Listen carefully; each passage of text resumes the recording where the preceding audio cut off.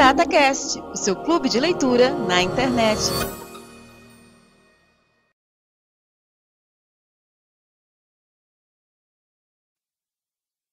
Ferramentas Mentais para Traders, de Andrew Smith.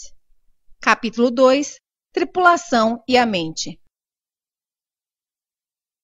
Modelagem. O mar é imprevisível e perigoso, e mesmo com o melhor navio que o dinheiro pode comprar, seria loucura um capitão embarcar em uma viagem com uma tripulação despreparada e indisciplinada. Um capitão que não controla a tripulação dificilmente controlará o navio, e um trader que não controla seus pensamentos dificilmente controlará suas ações.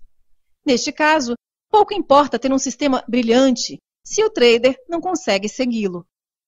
Há alguns anos, encontrei um livro escrito por um senhor aposentado detalhando o sistema que usava para operar. Ele começou apostando em cavalos, mas nunca conseguiu desenvolver uma forma consistente de ganhar dinheiro. Depois, um dia, ele leu um artigo sobre futuros no jornal e decidiu tentar sua sorte no mercado financeiro. Durante 20 anos seguidos, e começando com suas poupanças modestas, ele criou uma pequena fortuna, usando um sistema que ele mesmo desenvolveu. O sistema era simples. Os dados vieram do periódico e suas tabelas e cálculos eram feitos à mão e, no máximo, 1 hora por dia. Por pura casualidade, conheci alguém que o conheceu e, como um grande cara de pau, pedi seu número de telefone e liguei. O que se tem de fazer para ser um bom trader? Eu perguntei. Seguir o meu sistema. Mas gostaria de conversar com você a respeito de... Olha, não tenho nada para te dizer, ele cortou. Não sou ninguém especial, nem sou excepcionalmente inteligente. Sou uma pessoa normal. Tudo o que posso te dizer está escrito no livro. Leia, siga as instruções. Só isso. Despediu-se e desligou na minha cara.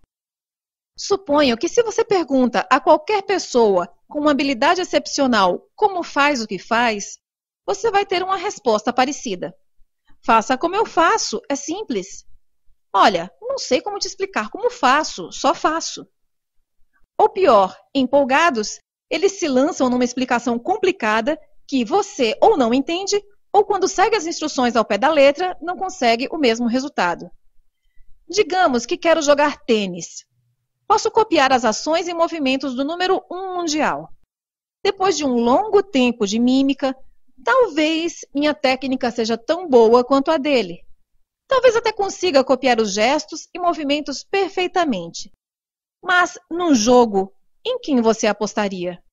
Acha que ser número 1 é somente uma questão de movimentos e técnica? Igualmente, posso copiar um investidor rico, ficando junto a ele 18 horas por dia em frente à tela do computador, vendo gráficos, lendo relatórios, fazendo cálculos e apertando botões para comprar e vender. Mas vou ganhar dinheiro assim?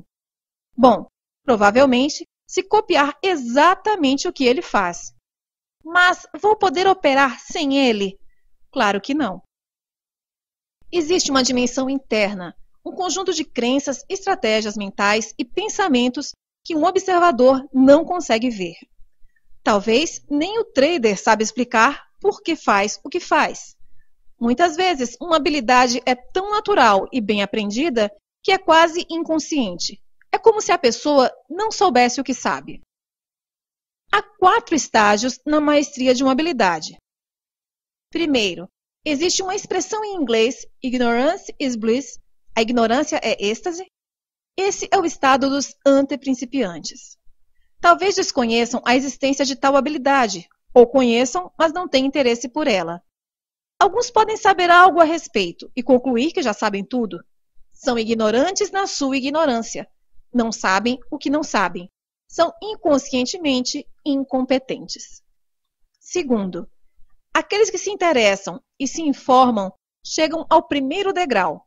Percebem que existe algo a saber e, de repente, se dão conta de que não sabem nada a respeito. São conscientemente incompetentes. Terceiro, mais tarde, depois de estudar e praticar muito, o aprendiz já é bastante hábil.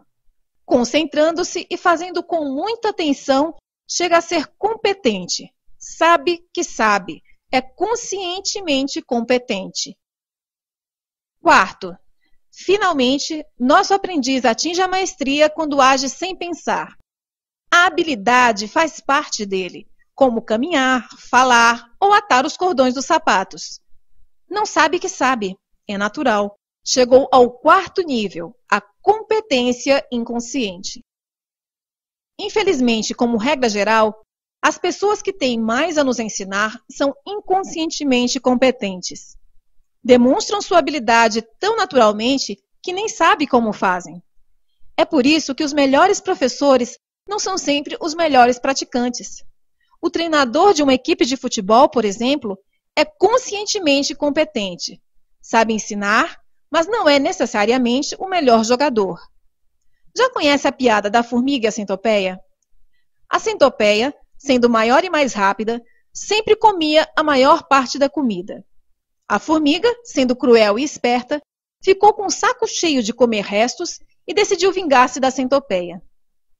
Puxa, cara, disse um dia, admiro você tanto que nem imagina. Você é tão linda quando anda, parece uma onda.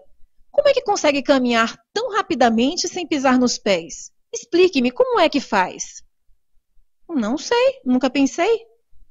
Mas você faz tão bem. Tô doida para saber. Promete que amanhã vai me dizer? Claro, respondeu a centopeia cheia de si. Desapareceu no bosque, olhando para trás e contando.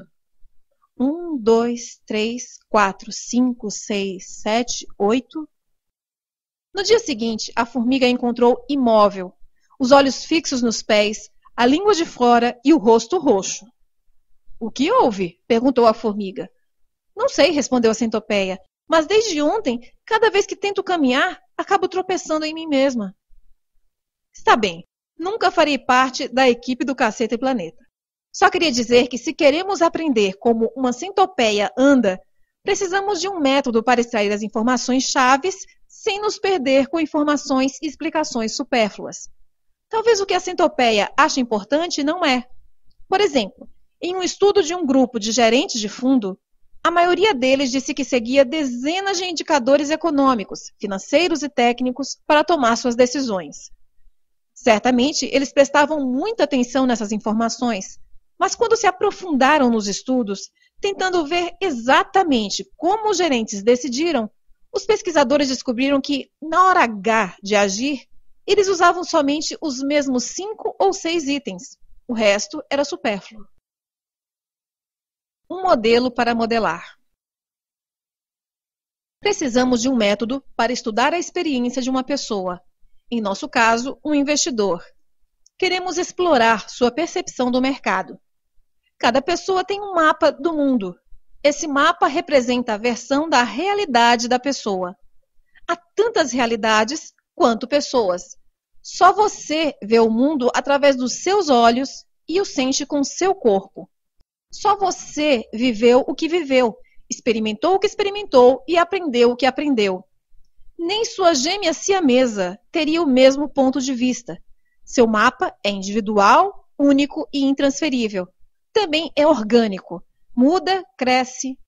Dia após dia, desde bebê, cada nova experiência acrescentou um novo país no seu mapa. Hoje, adulto, a frequência das novas experiências diminuiu. Mas, sem dúvida, você continua acrescentando estradas, riachos e morrinhos de vez em quando. Resumindo, eu vejo o mundo de uma forma e você o percebe de outra.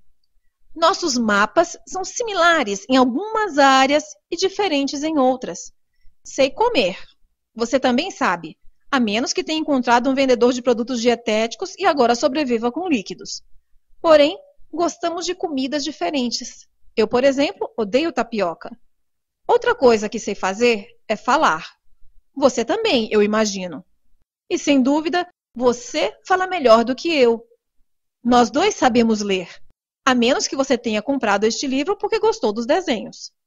Essas partes de nossos mapas, experiências e aprendizagens que temos em comum serão bem parecidas. Entretanto, você deve saber fazer algumas coisas que eu não sei fazer. Nada importante, claro. Certamente temos pensamentos diferentes a respeito de religião, de política, de amizade, de sistemas de investimentos, de empresas e do significado do último reajuste de juros. Obviamente, não adianta discutirmos as nossas diferenças, porque você sempre estaria errado e eu sempre teria razão. Também, todos nós temos objetivos diferentes na vida, além de querer ser rico. Talvez rico para mim signifique ter uma Mercedes, uma cobertura de luxo, roupa de marca e férias no Caribe, enquanto para você significa ser feliz, ter dinheiro para pagar suas despesas, desfrutar de muitos amigos, boa saúde, passatempos divertidos e enriquecedores que desenvolvam sua mente. Que superficial! Prefiro o Mercedes e a cobertura.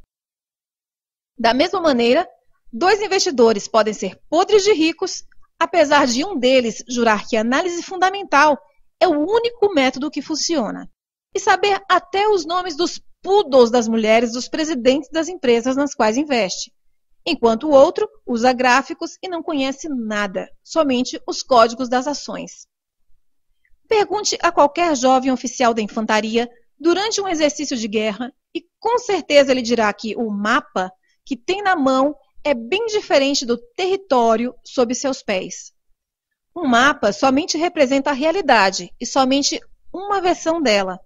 Podem existir vários tipos de mapa. Não é a realidade.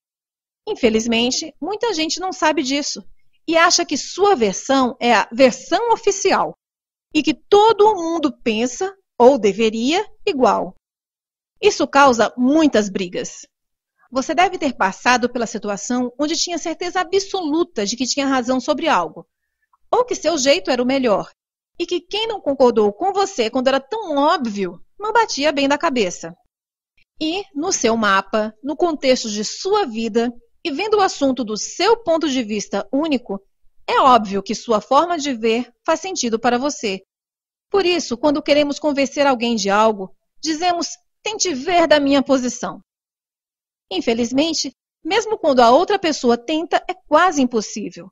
Ela não conhece a sua lógica, suas pressuposições e não teve as mesmas experiências que você. Para realmente ver da sua posição e pensar como você, teria que ter vivido sua vida. Suponho que seja óbvio dizer que, para ver as coisas de uma outra maneira, temos de mudar nossa perspectiva. E para fazer isso, temos de modificar nossa lógica, as crenças e as pressuposições que fazemos. Aceitar que nosso mapa não é o território prepara o caminho para mudanças. Percebemos que existem outras formas de ver a mesma coisa e uma opinião não é mais uma questão de certo ou errado, ou seja, ego é uma questão de flexibilidade e imaginação. Com uma mente aberta, podemos explorar o mapa de uma outra pessoa. Não temos que concordar com ou aceitar sua perspectiva, somente experimentá-la e aproveitar do que há de útil nela. Se gostarmos, podemos adotá-la. Se não, não perdemos nada experimentando. Modelando. Imagine dois finalistas num campeonato de tênis. Um é baixinho e fortão, com a personalidade fogosa. Joga agressivamente, perto da rede, tomando riscos e pressionando seu oponente com a força e velocidade de seu jogo. O outro é alto e magro, com uma personalidade calma e intensa. Nunca perde o controle e joga consistentemente, como um robô, do fundo da quadra, esperando que seu oponente cometa um erro antes de atacar sem piedade. São estilos e personalidades completamente diferentes. No entanto, seus modelos terão elementos em comum. Imagino que ambos os jogadores terão uma forma física quase super-humana. Seguramente dominam as técnicas mais importantes do jogo. Serão confiantes, ambos pensando que podem ganhar, e terão as identidades de campeões querendo ser os melhores do mundo. Sobretudo, terão a disciplina e a tenacidade de fazer o necessário para realizar esse desejo. Não é diferente para traders. Dois traders podem ter modelos diferentes e ambos podem funcionar. Obviamente, cada bom trader terá seu modelo, particular a ele, mas entre todos os modelos de todos os bons traders existirão elementos em comum. E é isso que queremos saber. Se forem elementos comuns, são elementos importantes para um novo trader saber. Modelaremos 3 traders. Queremos saber como pensam, quais estratégias mentais usam, de quais perspectivas olham, quais crenças têm e quais pressuposições fazem. Queremos aprender o que é que esses traders têm em comum e o que fazem diferente de nós. Para fazer isso, vamos usar um método fundamentado nas ideias do antropólogo inglês Gregory Bateson e desenvolvido pelos americanos Richard Bandler, John Grinder, Robert Dilts e David Gordon. Quando exibimos uma habilidade, comunicamos e influenciamos o ambiente com o nosso comportamento. Nosso comportamento é definido por nossas capacidades e o que somos capazes de fazer. E o que aprendemos a fazer depende de nossas crenças e valores. Nossa identidade é o conjunto dessas crenças e valores trabalhando juntos em um sistema único. Finalmente, nossa visão e missão determinam quem somos, definem a direção de nossa vida. Perceba como as condições, num nível, influenciam o desenvolvimento do nível abaixo. Os elementos compartilhados entre modelos de diferentes pessoas podem estar em qualquer nível. Não se esqueça, isso é somente um modelo. Não é a verdade ou uma definição definitiva de como as pessoas são. Há outras formas de modelar, talvez melhores que esta, e outras formas de explicar, provavelmente mais corretas que essa. O que importa é que funciona, e somente podemos saber isso aplicando o que aprendemos. Também vale ressaltar que nosso objetivo não é ser a outra pessoa. Simplesmente queremos modelar sua habilidade e aprender como fazê-lo. Não obstante, se não estamos conseguindo os resultados que queremos, algo em nós tem de mudar. E com mudanças vem consequências, um preço a pagar. É bem possível que para ser um melhor trader, temos que desenvolver novas capacidades, crenças, objetivos e talvez até uma nova identidade ou visão da vida. Estamos dispostos a fazer isso? Como sabemos que vale a pena? Já considerou os efeitos secundários que uma mudança grande em você pode causar na sua vida e nas pessoas à sua volta? Congruência. Existe uma grande diferença entre o modelo de alguém que faz algo bem e de alguém que não. A congruência. Voltando à metáfora do barco, um bom modelo é como um barco e uma tripulação desenhados, treinados e motivados para fazer exatamente o que estão fazendo. Todos os elementos trabalham juntos para conseguir o objetivo. Vejamos o navio de guerra americano. O desenho do barco será aerodinâmico, robusto e moderno, aproveitando-se de todas as inovações tecnológicas possíveis. As peças serão das especificações mais altas e com excelente manutenção. O barco terá suficientes combustível e provisões para a duração da viagem. Terá uma missão, mapas, uma rota claramente traçada e opções alternativas, dependendo das condições do mar, do tempo e dos movimentos do inimigo. O capitão e a tripulação serão bem treinados e motivados, constantemente participando de exercícios e recebendo treinamentos novos. Saberão o que têm de fazer, como fazê-lo e por que o estão fazendo. Mais importante que isso, cada membro da tripulação quererá fazer seu dever e fará parte de um time. Não haverá amotinados, rebeldes ou conflitos internos. Além disso, o capitão terá uma visão clara de onde ele vai e o que ele quer conseguir, e o passará para a tripulação. Além disso, o capitão terá uma visão clara de onde ele vai e o que ele quer conseguir, e a passará para a tripulação. Ele manterá controle a cada momento, e a tripulação o obedecerá sem questionar.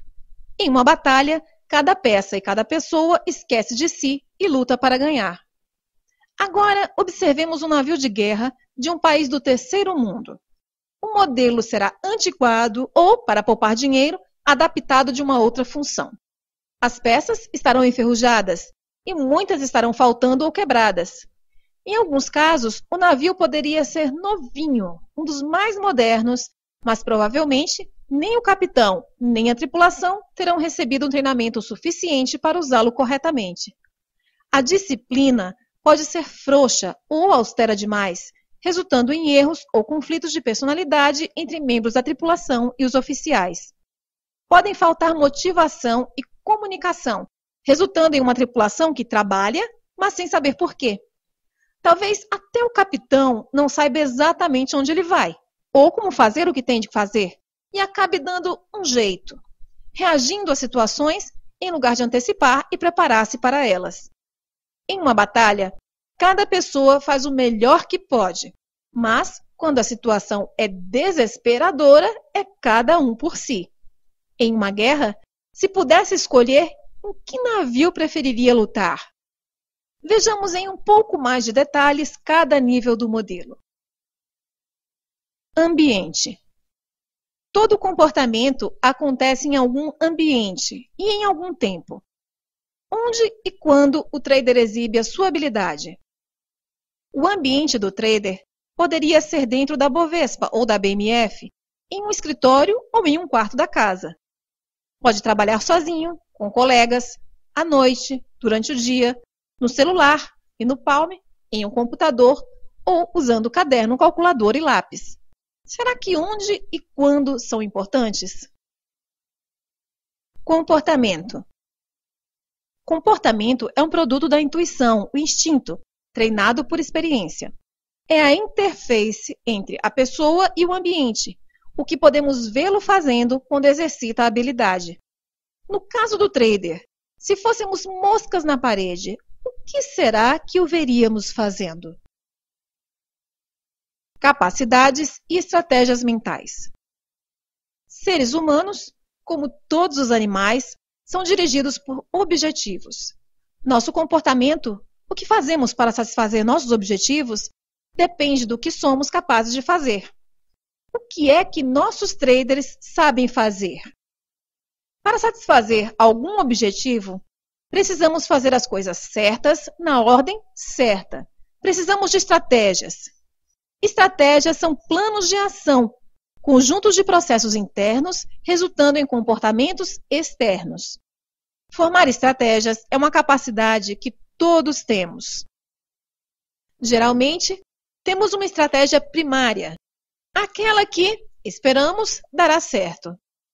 Logo, se percebermos que estamos desviando do objetivo, que a estratégia primária não está dando certo, tentamos um plano B. Na pior das hipóteses, se percebemos que não podemos mais atingir o objetivo, nossa última chance é um chute de emergência. Para usar um exemplo bem bobinho, imagino que estou caminhando na selva e dou de frente com uma família de leões ferozes e esfomeados. Minha estratégia primária seria correr. Se vir que um leão vai me pegar e que não vou escapar correndo, preciso de um plano B. Posso tentar correr em zigue-zague ou subir em uma árvore. Se perceber que não posso subir em uma árvore a tempo, só me resta o chute de emergência. Prepare os chifres para a luta. Para escolher a estratégia certa, temos de saber o que queremos. É preciso um objetivo, e preferivelmente um objetivo bem formulado. Alguns objetivos são inconscientes, como satisfazer a sede ou a fome, por exemplo. Isso resulta em um comportamento específico e instintivo ou pré-programado. Outros são inconscientes, mas mal formulados, como uma sensação de insatisfação ou um desejo por algo sem saber o que é, e resultam em ações sem sentido, como abrir a geladeira a cada 5 minutos ou fazer zapping na televisão. Outros objetivos, como um desejo de ser rico e famoso, são conscientes e mal formulados. Nunca os realizamos porque não sabemos como fazê-lo. Finalmente, os objetivos conscientes e bem formulados são aqueles que resultam no desenho de estratégias e ação. Também é importante saber reconhecer quando temos o que queremos, ou seja, quais serão as evidências mostramos que atingimos nosso objetivo. Parece óbvio, mas deve conhecer o clichê do executivo que trabalha por dinheiro e status, mas acaba se queimando porque não sabe quando tem o que quer ou quando parar. Nosso cérebro constantemente compara o estado atual com sua representação do estado desejado. Quanto mais concreto e claro o objetivo, mais fácil isso será. Continua desenhando estratégias e executando comportamentos até que os estados reais e desejados sejam iguais. Simples, não? Pois, se fosse tão simples assim, 6 bilhões de pessoas seriam bem mais felizes que são e você não estaria lendo este livro. Emoções. O comportamento do trader é influenciado, até dirigido, por suas emoções. Elas mantêm e criam estados, agindo como sinais e indicando quando estratégias estão, ou não, funcionando, ou quando devemos mudar nosso comportamento para lidar com uma mudança no ambiente. Queremos manter estados, emoções agradáveis e eliminar ou evitar os desagradáveis. Enquanto manifestamos uma habilidade, frequentemente existe uma emoção de base cuja função é significativa em manter um estado fisiológico e psicológico que apoia a habilidade. Pode ser tão importante que, se a pessoa não consegue senti-la, não consegue manifestar a habilidade. Por exemplo, poucas mulheres são capazes de levantar carros, mas já deve ter ouvido histórias das mães que conseguem quando seus filhos são atropelados e ficam presos embaixo de um. A emoção que sentem é tão forte que cria um estado fisiológico e psicológico no qual elas têm a força para levantar 1 tonelada. Quando manifestamos nossa habilidade, os comportamentos e os processos internos geram um fluxo de emoções, algumas das quais servem como sinais. Voltemos ao exemplo dos leões. Estava me sentindo bem antes de vê-los, mas no momento que os percebi, senti muito medo. Esse medo era um sinal para correr, de sair de lá e não parar até eliminar o medo e me sentir bem de novo. Essas emoções são transitórias e aparecem como respostas para o que está acontecendo no momento. Às vezes, esses sinais nos obrigam a fazer coisas que talvez não deveríamos fazer. Por exemplo, quando a posição de um trader vai mal e ele começa a sentir medo ou insegurança, é possível que a feche. Se isso for parte do seu plano, tudo bem. Se não, suas emoções o estão atrapalhando. Nossas emoções não evoluíram tão rapidamente quanto a nossa cultura e ainda pensam que vivemos em 50 mil anos antes de Cristo. Como sua função é ajudar-nos a sobreviver e o problema de um trader não é de sobrevivência, sua aparência pode causar dificuldades. O trader precisa aprender a lidar com elas, não necessariamente dominá-las. Muitas vezes, as decisões que o trader deve tomar vão contra a intuição. Por exemplo, talvez o auge do medo seja o melhor momento para abrir uma posição, não fechá-la, e a confiança total indique que o movimento interessante já passou, não o que esteja acontecendo. Assim como um computador que cria 256 milhões de cores com somente ciano, magenta e amarelo, a quantidade de emoções que podemos fabricar usando as básicas, medo, ciúme, felicidade, raiva, tristeza, etc., é enorme. Por exemplo, medo pode existir em uma dezena de formas diferentes. Medo de altura é diferente do medo de perder o trabalho, que é diferente do medo que sentimos durante um assalto. Se não sabemos diferenciar entre o medo A e o medo B, podemos reagir de forma errada quando tentamos lidar com ele. Crenças e valores. As capacidades que desenvolvemos durante a vida dependem das ideias ou princípios que valorizamos. Valores são crenças sobre o que é importante. Um médico, por exemplo, desenvolve a capacidade de curar porque valoriza a saúde. Crenças têm basicamente duas estruturas: causa-efeito e equivalências. Quando temos uma crença do tipo causa-efeito, temos certeza de que uma coisa causa a outra. E se digo, posso conseguir qualquer coisa se trabalhar duro, estou dizendo que trabalhar duro causa conseguir qualquer coisa. Com equivalências, damos duas experiências diferentes ao mesmo significado. Quando digo, para se ter segurança tem que ser rico, estou dizendo que ser rico e segurança são a mesma coisa. Temos muitos valores. Existem dentro de uma hierarquia e o fato de que um valor é mais importante que o outro nos ajuda a tomar decisões. Se valorizar segurança acima de prazer, dificilmente farei coisas prazerosas que prejudiquem minha saúde. Às vezes, a hierarquia não é tão clara e dois valores podem entrar em conflito, complicando ou impossibilitando uma decisão.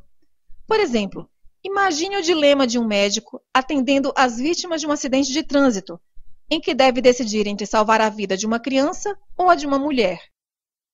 Como decide se não existe uma regra explícita a seguir? Ou, no caso de uma funcionária que recebe uma oferta tentadora de outra empresa, onde o salário é maior, mas a empresa é nova e poderia fechar dentro de um ano. Como decidir entre a segurança e o dinheiro? Cada trader tem uma hierarquia de valores. Também terá crenças a respeito do mercado, dele mesmo, de seu sistema, de errar, de perder, de ganhar e de dinheiro. Mas quais delas são comuns entre traders bons? Critério. Segundo o meu dicionário, um critério é um padrão de julgamento, ou algo que serve de norma para julgar. No coração de cada habilidade existe um critério, uma crença, ou um valor que a habilidade tenta satisfazer. É um tipo de equivalência, uma crença sobre o que é importante no momento da execução da habilidade e define o foco da pessoa. Desculpe-me, mas vou usar os pobres leões novamente para ilustrar. Quando os percebi, senti medo e imediatamente meu foco, o que era importante para mim naquele momento, era escapar e encontrar um lugar seguro. Existe uma equivalência em que segurança significa muita distância entre mim e eles. Naquele momento, nada mais tinha importância, o resto podia esperar. Mas como é que sabia que tinha de fazer algo quando vejo os leões? E por que escolhi segurança como meu critério? E por que decidi colocar distância entre mim e eles? Parecem perguntas idiotas, mas não são. Primeiro, como sei que tenho que fazer algo? Pois tenho outras crenças, causas e efeitos e equivalências a respeito da situação. Sei algo sobre leões. Graças ao Discovery Channel, tenho uma experiência prévia. Creio que são perigosos, comem pessoas e quando um leão olha para mim e lambe os beiços, não é um bom sinal. Imaginei que ficando ali iam me comer. A combinação dessas crenças capacitadoras causou uma emoção, o medo. Se fosse outra pessoa, um perito em leões, por exemplo, talvez não tivesse aquelas crenças, não sentiria medo e não pensaria em correr. Segundo, meu critério era segurança, porque valorizo minha vida. As crenças capacitadoras criaram a sensação de que minha vida está em perigo. O valor que dou à minha vida é bem mais alto na minha hierarquia que valores como curiosidade e orgulho. Salvar minha vida era a força que motivava minhas estratégias e ações. Terceiro, escolhi correr porque acreditava que colocar uma grande distância entre mim e os leões era uma boa forma de eliminar o medo, algo que eu não quis sentir, e satisfazer o critério de segurança. Agora, imagine que aqueles leões estivessem avançando sobre os seus filhos ou a sua mãe. Quais crenças capacitadoras teria? Que valor superior o motivaria? Qual seria o seu critério? Resumindo. 1. Um critério é uma espécie de objetivo. É um valor, um julgamento sobre o que é importante conseguir naquele momento. 2. Existe uma motivação, um valor mais importante ainda que o critério, que pode ser alcançado pela satisfação do critério.